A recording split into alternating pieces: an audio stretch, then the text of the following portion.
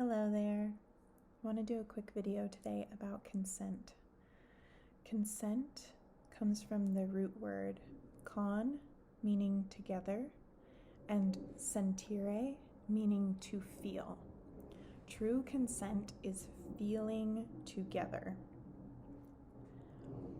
This is really, really, really important.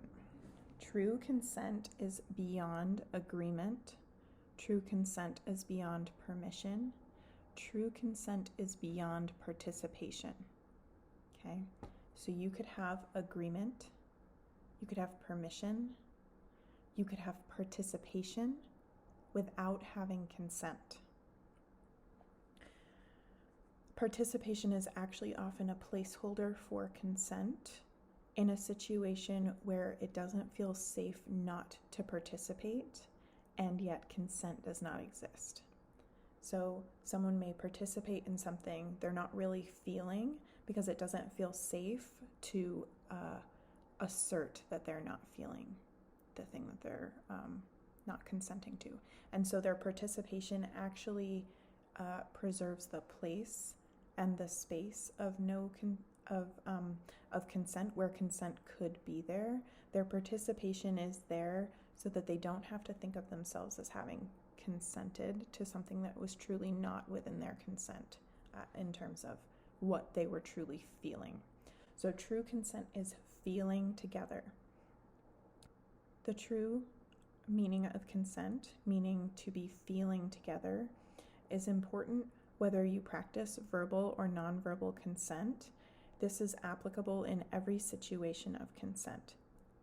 And verbal consent practices often can result in permission, agreement, or participation rather than consent. So verbal consent practices are very, very incredibly vulnerable to violations of consent. This happens because participation feels safer than non-participation to people often. Saying yes is seen as better than saying no, more desirable or safer to say yes than it is to say no. Often people won't have a really strong grasp or ability to say no in the face of someone else's desire. So verbal consent practices are incredibly, incredibly vulnerable to violations of consent. Here's how to make sure that your verbal consent practice is actually achieving consent. Do not ask for consent you don't fully believe and know you already have. When you know for sure that the other person is feeling the same desire, feeling the same impetus, feeling the same inspiration that you're feeling, that's when you can confirm it verbally. Until you are sure that you have consent, do not ask for consent. Do not proceed with any activity that you're not sure that you have consent for either.